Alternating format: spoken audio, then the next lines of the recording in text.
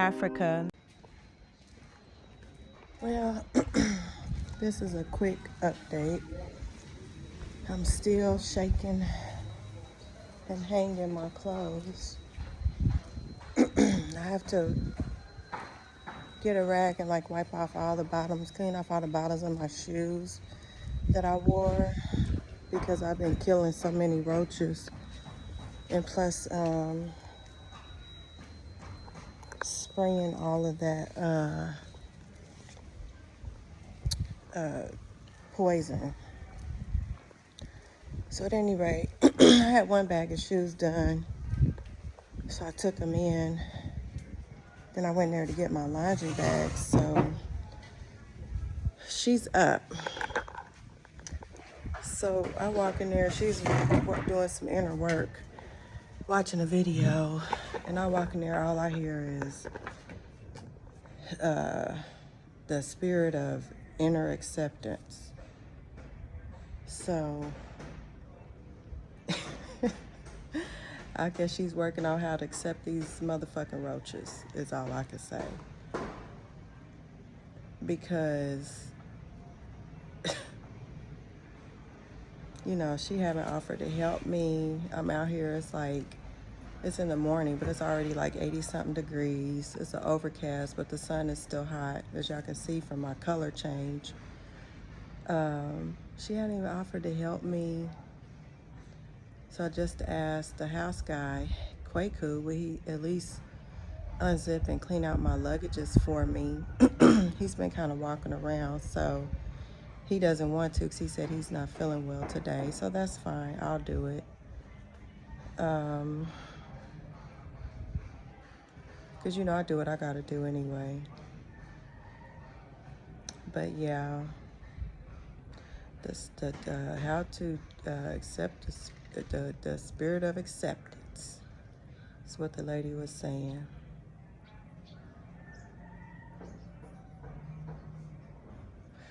Those are the types of things that can make people docile. You're laying around talking about how to accept things when you should be up taking action to get out of the situation. And I had a conversation with a guy that owned a restaurant in Accra, specifically about that, how the Bible and all religions, for that matter, can make people docile. It can make you not protect yourself, make you wait instead of taking action, make you not fund your family or investments. You're not funding your family, yourself, because you're giving your money to these religious institutions. It's making you docile because it tells you if someone hits you, to turn the other cheek.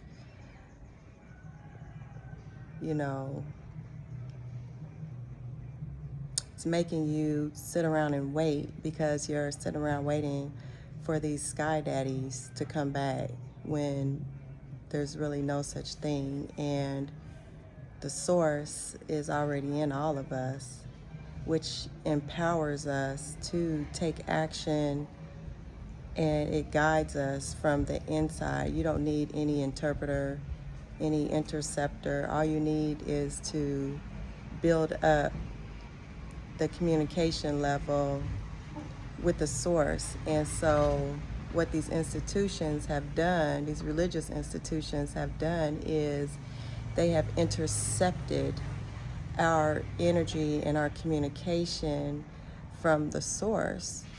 And they're harvesting that energy to get rich, to be powerful, to make people docile and do whatever they want them to do. And that's basically what all religions are.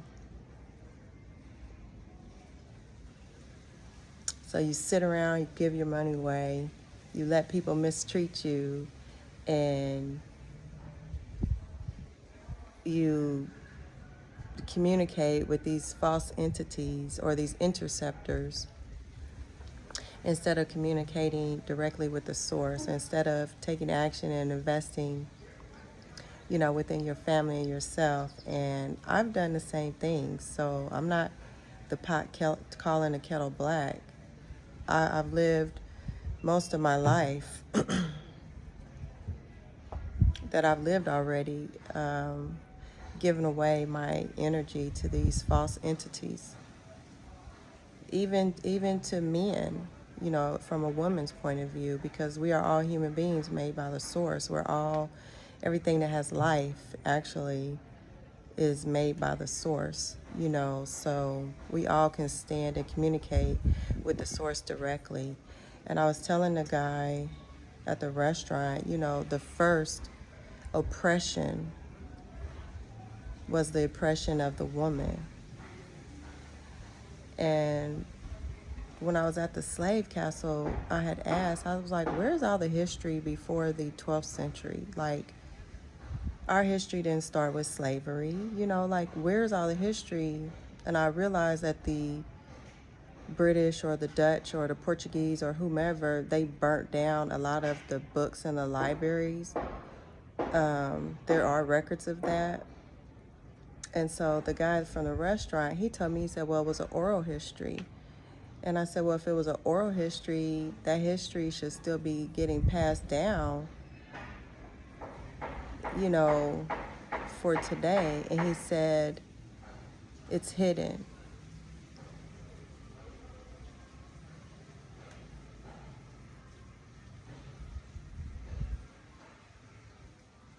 So that means, there's still some men, 9 times out of 10, maybe a few women, slowing down the awakening of the people, of the human nature. That's just what that means. So they're still playing games. They're still playing games.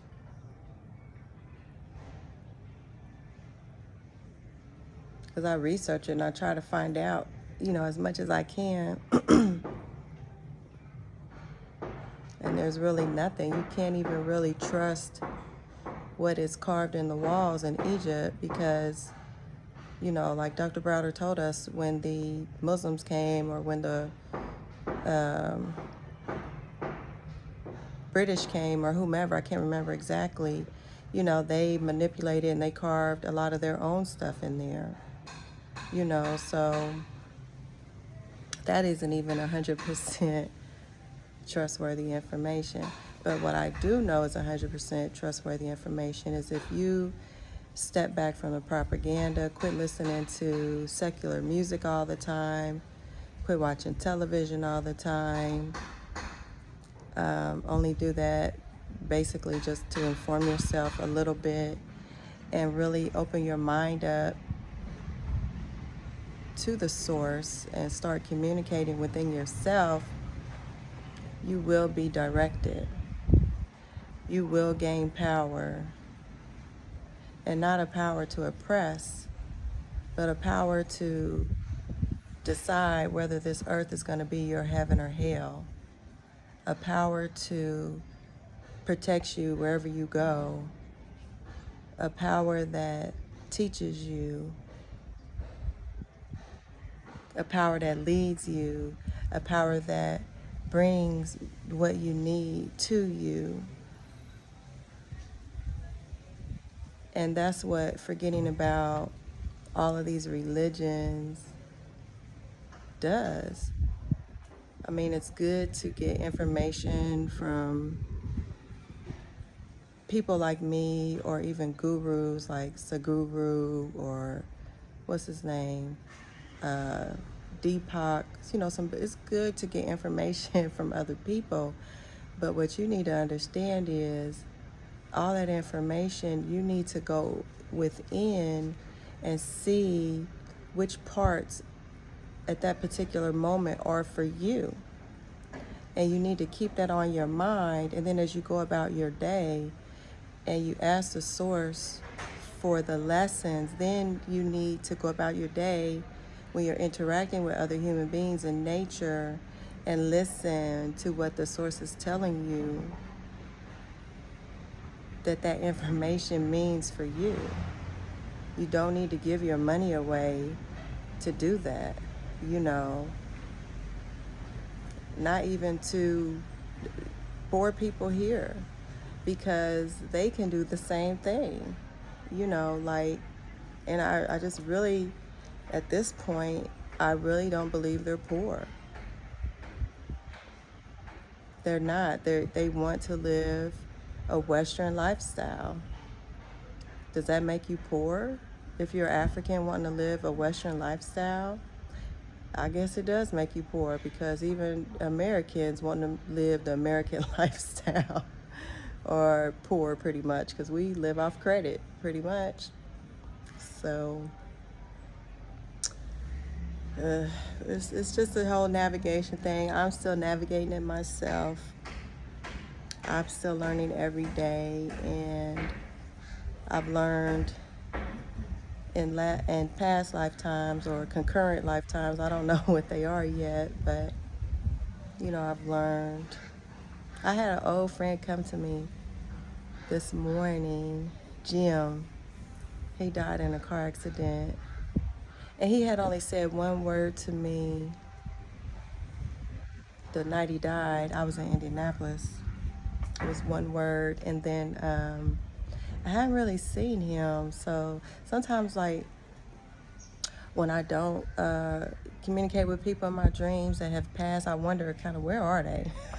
Like, where'd you go? And I wonder, do they have a choice whether to communicate with us or not, you know? But yeah, he came to me, and he was saying something about his mom, and he had 2 bushels of yellow flowers. So I don't really like to, but I felt like texting his mom and saying, hey, Jim is sending you some yellow flowers, you know. But it's hard in these days and times, you know, when you're awake like that.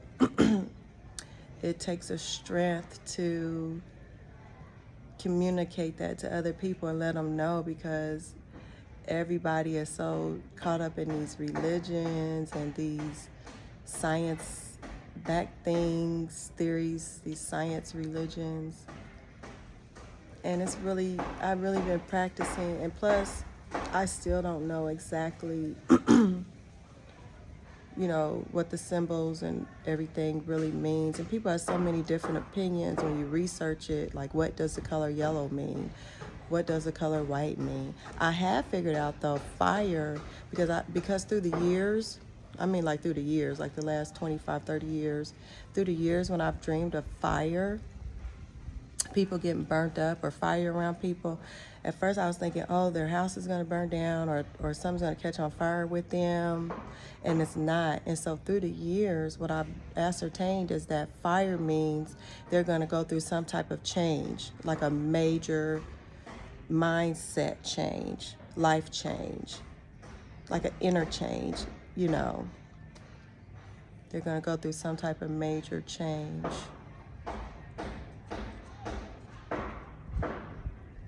And my friend Jim that died in a car accident, he was actually one person that I had the fire dream about some years ago.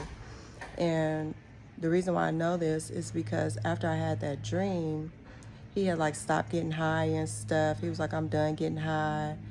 And he did a change in his life.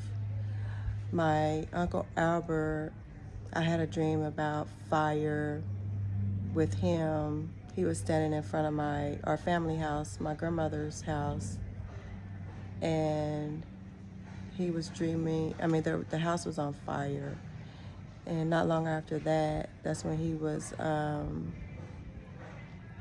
diagnosed with the cancer that he ended up dying from.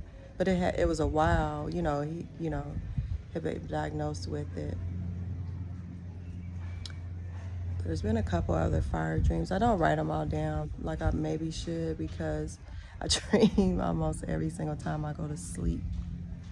And another thing I noticed is when I have wine, because I quit drinking liquor, not that I won't drink, because I probably will have some drinks, you know, on vacation or something. So I don't want nobody out. saying, oh, she says she don't drink. Yeah, I will have some drinks, but I prefer to drink wine, like a Malbec from Argentina. I prefer a wine. So, but what I've noticed is 9 times out of 10, not unless it's something trying to come through really strong, which very rarely happens. 9 times out of 10, when I drink wine, I don't drink. I just sleep really hard and I don't dream. And I said to myself, oh, that's what they mean by Jesus turned the water into wine. Yeah, I bet he did turn the water into wine because it can cut off the communication with the source. And that's just what I noticed, So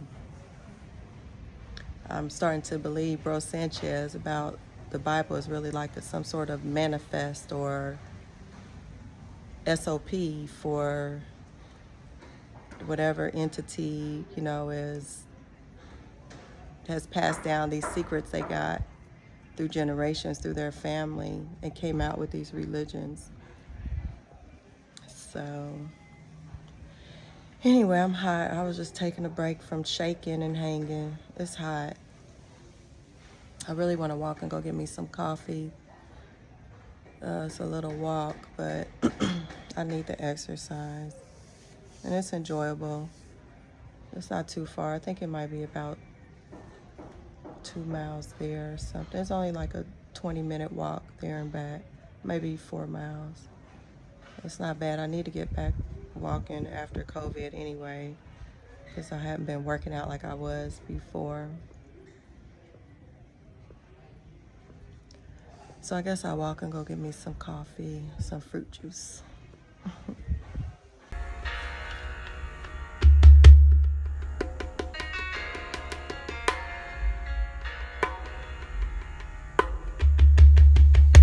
She came onto the country shores as if she were a 100-year storm. Most would heed the warning in time, take shelter before even catching the enticing smell of the beautiful coming rain. A few godlike men, yet untamed by Mother Nature, would embrace the strong, somehow comforting change of winds, allow themselves to take up the treasures revealed, left behind her impassioned path, knowing her omnipresence is in the same nature of themselves, which called unto the storm.